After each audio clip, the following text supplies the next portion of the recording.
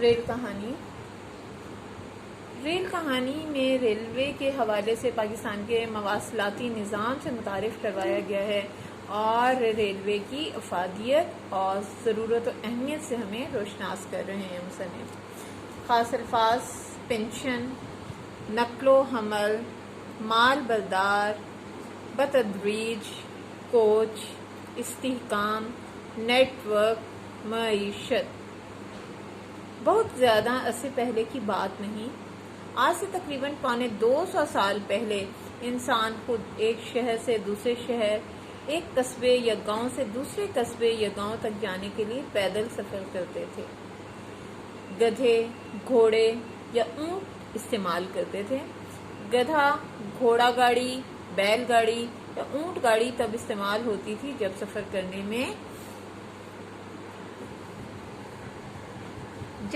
کرنے والے کچھ زیادہ ہوتے تھے۔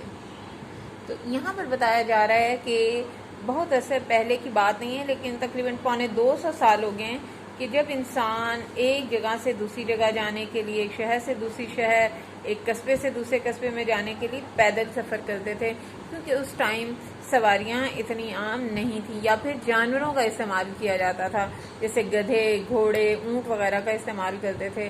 اور ایک انسان ہوتا تھا تو بآسانی وہ گدھے، گھوڑے، اونٹ پہ بیٹھ سکتا تھا، لیکن اگر لوگ زیادہ ہوتے تو ان کے ساتھ گاڑیاں لگا دی جاتی، جیسے گدھا گاڑی، گھوڑا گاڑی، بیل گاڑی، اس کا وہ استعمال کرتے تھے اور تب زیادہ لوگ سفر کر سکتے تھے۔ یقیناً آپ سب نے اردو کے بہت بڑے اور مشہور شاعر مرزا غالب کا نام سن رکھا ہوگا۔ مرزا غالب کو اپنی پینشن کے سلسلے میں کلکتہ جانا پڑا۔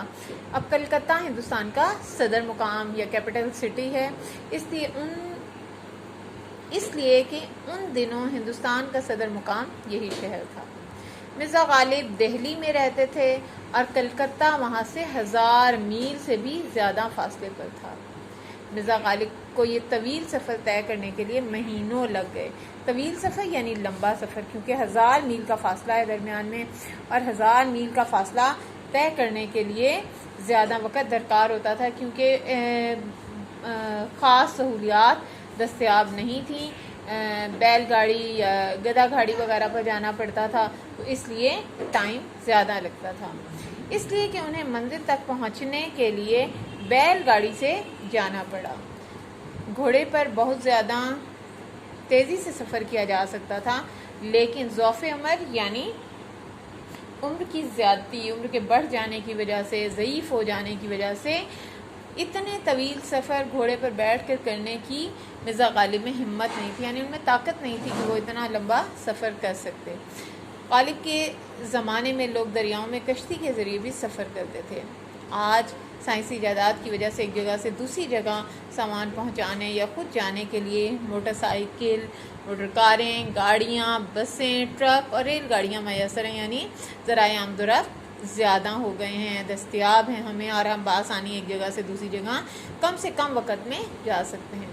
ذرائع مواصلات اور نقل و حمل اتنی تیز رفتار اور آرام دہ ہو گئے ہیں کہ پرانے زمانے کا انسان ان کا تصور بھی نہیں کر سکتا، یعنی وہ سوچ بھی نہیں سکتا تھا کہ ایک جگہ سے دوسری جگہ جانا اتنا آسان بھی ہو سکتا ہے اور کم وقت میں اتنا زیادہ سفر کیا جا سکتا ہے، اور سامان کو اور انسانوں کو ایک جگہ سے دوسری جگہ جانے میں اتنے مسائل کا سامنا نہیں کرنا پڑے گا۔ یہ پہلے دور کے لوگوں کے لیے سوچنا بھی ناممکن تھا۔